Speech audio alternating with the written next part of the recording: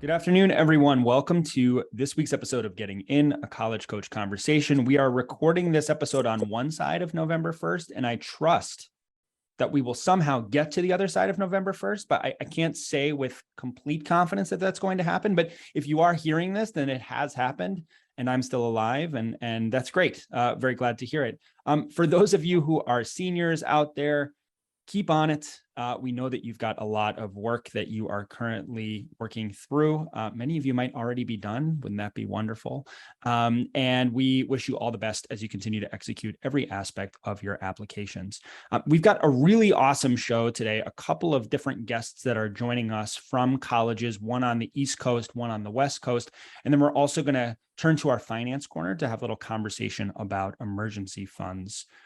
But before that, we want to start out on the West Coast. I put the West Coast first. That's, an editorial decision on my part as a West Coaster myself. Joining us for our first segment today is David Girvan. And David is the Associate Director of Admission at Pitzer College in Claremont, California. Hey, David, how you doing? Doing well. Thanks for having me. And I hear West Coast, best coast. As a former East Coaster, it pains me to say that, but when it's 80 degrees in February, yeah, it's not too bad.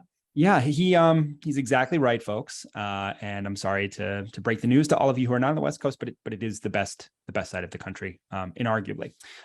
So David, I wanted to, before we start talking a little bit about Pitzer, and I want to hear a little bit from you, especially we'll unpack some aspects of the essay supplement. And I think that'll be interesting for folks, whether they're interested in Pitzer or if they're also writing essays for other schools as well.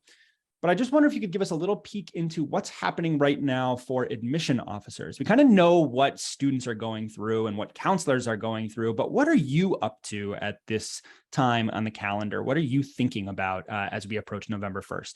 Yeah, of course. So I think at this time, we are very much in the process of wrapping up our travel and recruitment season. So I finished my last trip last week. So when it comes to just meeting with the students within our territories, it's something that is arguably probably my favorite part of the job because it really gives a sense of just meeting the students in the areas. It makes it much more in depth to understand the context of a student when I'm reading their application. So we are ramping up for application reading season. Luckily for us, our ED deadline is November 15th. So nice. We're not as stressed right now, knowing that students might be thinking about that as well. But we're very much kind of similarly ramping down from travel and leading into the next 3 months of nonstop application reading. And it's fun as an admission officer. You get to be this big extrovert. You're doing all of this presentation energy and connecting with people. And then you go into your reading cave and you spend 3 months reading applications and not speaking to any other human. So it's not quite like that, but it's very interesting. Speak to myself a little bit to keep the days going. I'm still an extrovert, but yeah, it's a different brain switch for sure. Definitely. So, and where do you recruit? What territories are you responsible for at Pitzer? Yeah, so I'm originally from the Boston area, so it's nice that I actually recruit in Massachusetts and Rhode Island. So it's nice to get my New England and wear the sweatshirts I never touched living in Los Angeles since then.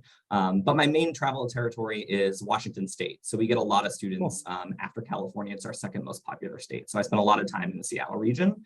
But additionally, internationally, I have Canada and most of Asia as well.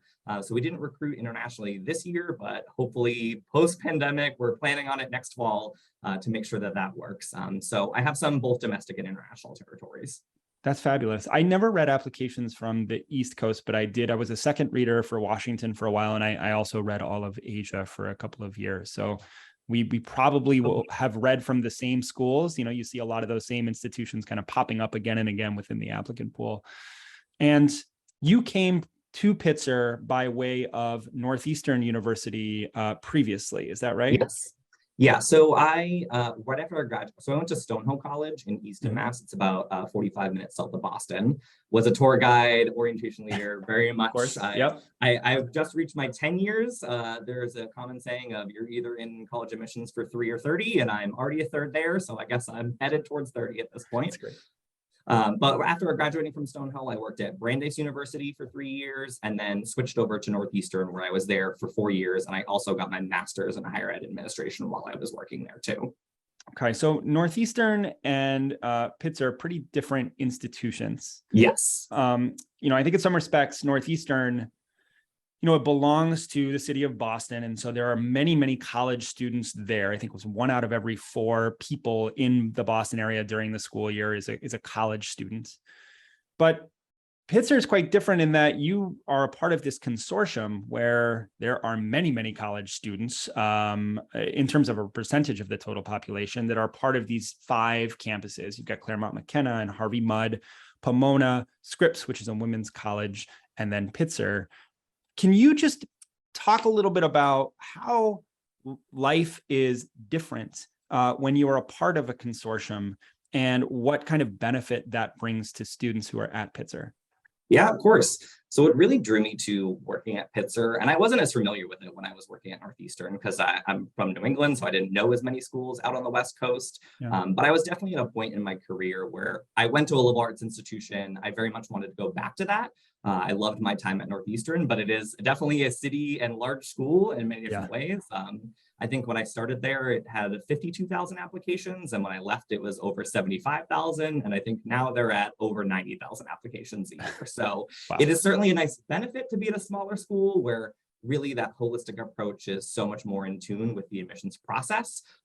Like, for example, I love working at a test-free school and we don't even look at SAT or ACT whatsoever. And it's very mission driven. And I think that is something that is very specific to Pitzer as well, especially being a part of the consortium, because I think it's unique. There are certainly a few other college consortiums in the US, but to have all 5 within 1 square mile is also pretty unique. So it doesn't feel like that super small campus in the middle of nowhere where you might know everyone by your sophomore year. Not that there's anything wrong with those schools. It's kind of all about fit. And I think the type of students looking for a school like Pitzer, they want that small liberal arts. They want that tight-knit community, but then they want the resources of a medium-sized school, which they'll find in the consortium at the same time.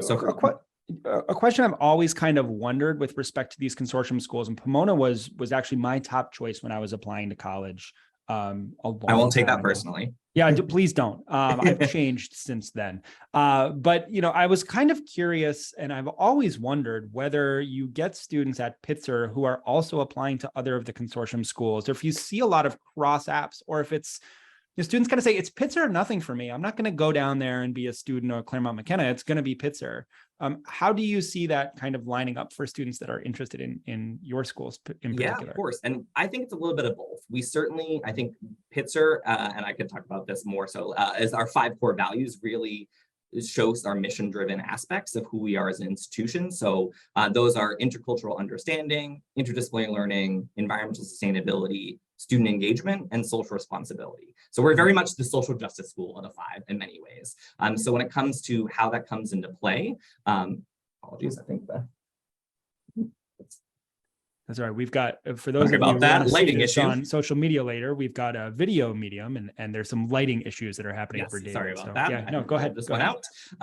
Nothing like a ring light to try to make you look a little taller on camera. So when it comes to those 5 core values, it very much is the ethos of who is a community. So many students, I think, find that in many ways. But also we see many students that are interested in multiple of the Claremont schools because there is that consortium aspects where they have the same shared resources.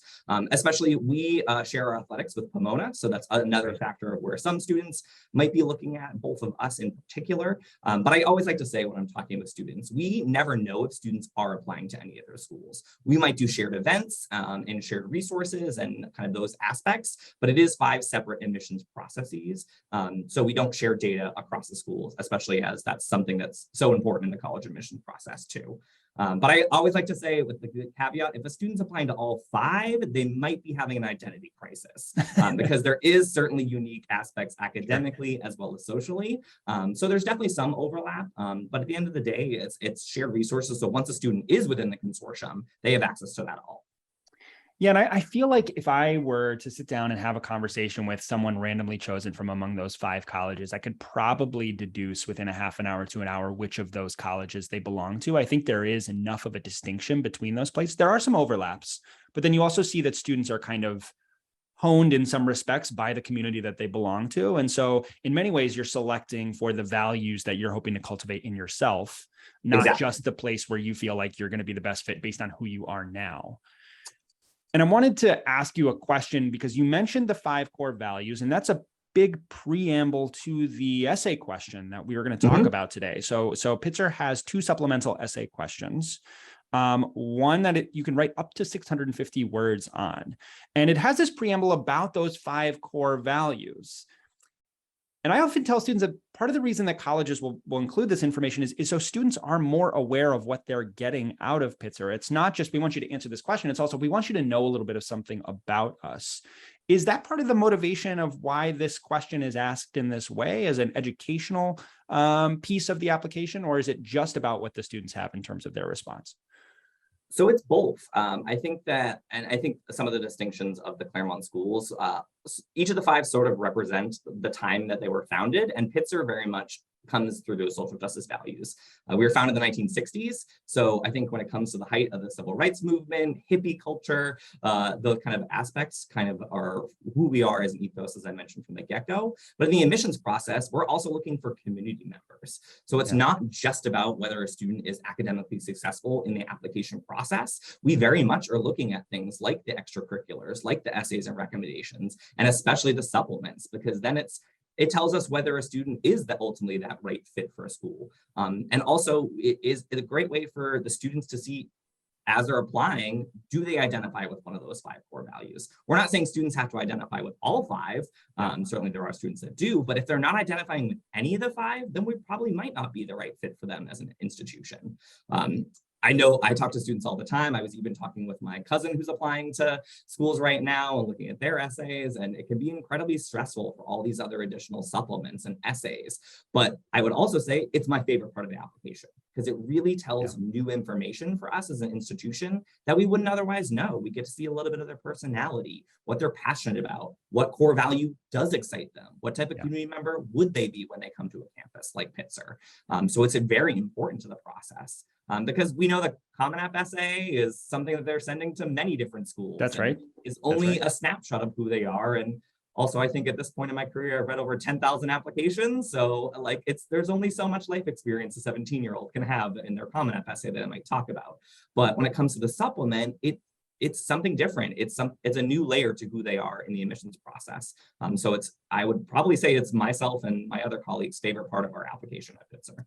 It's a great reminder. And I think a lot of students see those supplements as being literally supplemental to the application. But when we think from the perspective of the institution reviewing them, especially when you have a supplement that is 650 words and has such a connection to the core mission of the institution, it can sometimes be the more important essay than the personal statement. I mean, everything goes together and there's not a way that you weight those differently kind of scientifically, but there is an aspect in which you love Pitzer and it's your baby, and you want a student to connect with it in a particular kind of way. Exactly. And I think that it's really exciting because it showcases how they are connecting with it. And on the flip side, it also sees whether a student might not, like I think that sometimes in supplemental essays, college admissions officers can tell whether they feel like the information was pulled from the website or they feel like a student might be phoning it in. And it's not something we ever want to see, but it does come across sometimes. So when you see that spark and that fit for a student, often the supplement's the one where I see it the most.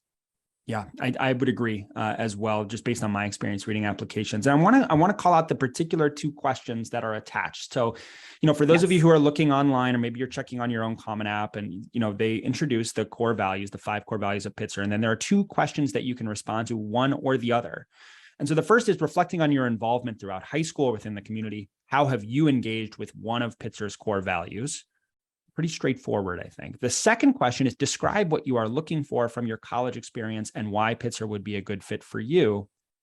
And I want to ask you, David, my instinct is that with that second question, this is not just a conventional why this college essay, but students really do need to bring those core values into some aspect of their response, given the preamble that has been attached to that. Yes. So within the 2 prompts, and we used to have a 3rd prompt, but we kind of shifted to the 2 specific prompts because we really do want students to hone in on our core values because that's who we are as an institution. So seeing that kind of balance of what excites them and their passions and how does it relate to one of those 5 core values. So I think those best supplements usually are showcasing what excites them in their passions, and then how does it relate to one of those core values in many different ways. I've also seen some essays where students try to talk about all five, and that's not always the best benefit because then it feels a little bit of a bullet point essay. So it's really, I think when it comes to showcasing that prompt, it's to show them that like, this is who we are as an institution. Who are you? How do you relate to us? What type of student would you be on our campus? So it's very important for them, specifically to Pitzer, because we are so mission driven, to relate to at least one of those core values. I often, tell students that the why this college essay is a kind of Venn diagram where you've got the college and you've got yourself, and you want your essay to live at the overlap of those two things. And I think that's especially true when we're talking about these core values. So which of those values creates the greatest overlap for the experiences you've had in your life? And then how can you expand on those with storytelling? I also want to get to the second. You said there is a new optional 100-word essay that applicants are able to review this year. This is a truly optional essay for students. Completely optional. And I know sometimes in college admissions, the word optional can sometimes have a wink. It's scary. Not really optional. Yeah, but for us, it's completely new that we added this year. It was something that came into conversations from our staff to really kind of get more personality and find new information for them. So at Pitzer specifically, we have a lot of public art that relates to activism and social justice. So it's a great way to kind of see another snippet of something that they're probably not getting asked at other institutions within their supplemental essays. And specifically, we want this one to be optional because we want it to be fun, different, not stressful by any means. Gotcha. So this is I love this little quote or this prompt. I think it's really interesting because there's so much that can be done with it. It's only 100 words maximum. It says, 2 of our favorite murals on campus have quotes that read, quote, "Be your own weird," and quote, "You are of this place. It is changing you." I love that too, because it's just like, there's like marketing in there as well. It's like, by the way, we do this here and this is who we are, but I love that. The question is, if you could add an inspirational quote or art piece to our campus, what would it be and why? Very open-ended. I'm just quickly from you. I think with questions like this, sometimes students have this thought of like, the initial thing that jumps into their head could also be something that a lot of people are giving as an answer. How risky should students be with respect to this prompt? To what extent should they really explore the depths of their creativity, or are they looking for a safer answer? I know it's open-ended and it's optional, but any advice you'd give to students that are like, how should I approach this thing? Yeah, I think that when I get asked that question sometimes from students, like similar topics might come across, but it's more about like, are they genuinely passionate about what they're saying? And that can usually come across. So I think like I would love to see students' personalities, whether it is more risky or conventional, or I don't know if the word safe, because it's only 100 words. So it is a kind of a shorter snippet of their personality. But specifically at a school that really is looking for that activist mindset, like how does that come across? Is it something super serious or something more specific and personal to them? Perfect. I love that answer. I love these prompts together. And I think I just love, reading applications with those supplemental essays.